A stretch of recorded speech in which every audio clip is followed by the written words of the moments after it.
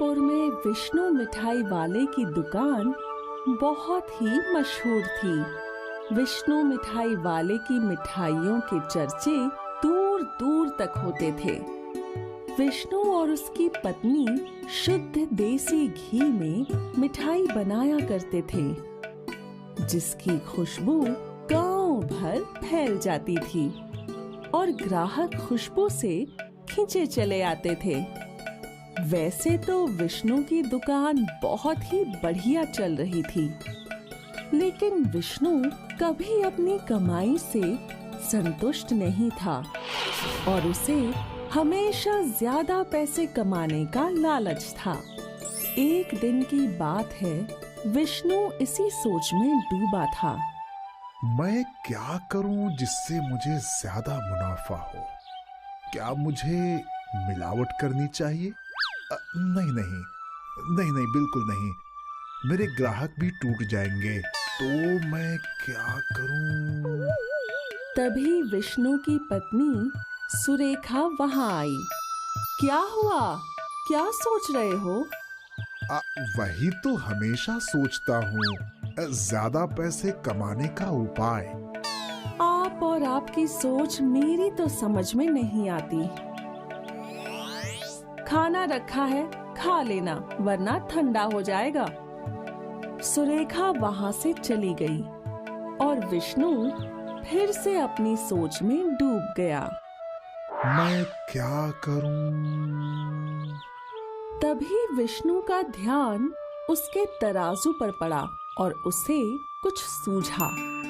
अगले दिन विष्णु शहर आया और उसने एक दुकान से एक गोल चुंबक खरीद लिया।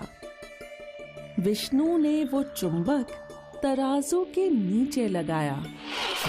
अब मुझे अच्छा खासा मुनाफा भी होगा और मेरे ग्राहक भी नहीं टूटेंगे।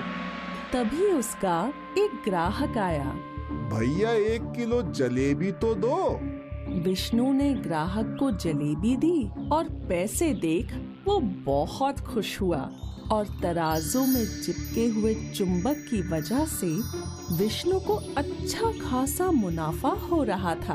अपना मुनाफा देख, अरे भाग्यवान, अब मुझे कोई चिंता नहीं है। और वो क्यों? अब मेरा मुनाफा जो बढ़ गया है। कैसे जी? ये देखो। पर ये तो धोखाधड़ी है ना? धोखा वोखा कुछ नहीं, सभी करते हैं। अच्छा मुनाफा भी तो हो रहा है। लेकिन मैं फिर भी कहूँगी कि ये गलत है।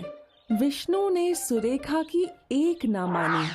एक दिन की बात है, जब बबलू विष्णु मिठाई वाले की दुकान पर जलेबी लेने आया। अब भाई 2 किलो जलेबी दे दो। अभी लो भाई। विष्णु ने 2 किलो जलेबी तोल दी और जब बबलू ने जलेबी ली तो उसे कुछ खटका। भैया ये 2 किलो तो लग नहीं रहा है, इसे वापस तौलो। विष्णु डर गया।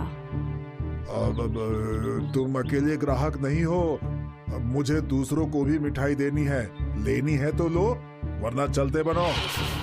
बबलू को समझ आ गया कि दाल में कुछ काला है।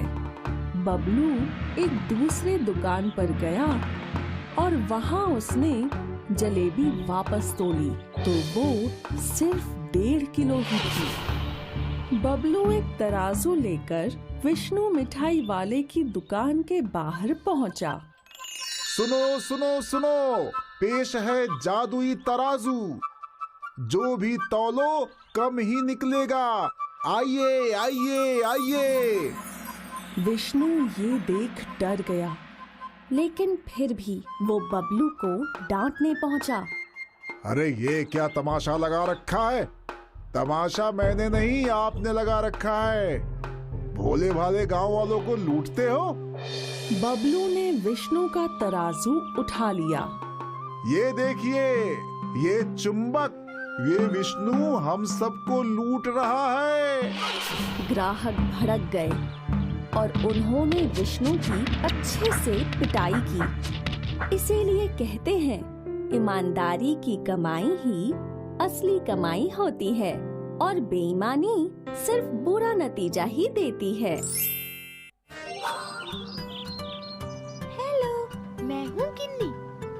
अगर आपको ये कहानी पसंद आई तो हमारे चैनल को लाइक कीजिए, सब्सक्राइब कीजिए और शेयर कीजिए और हर रोज देखिए ऐसी ही अच्छी अच्छी कहानियाँ।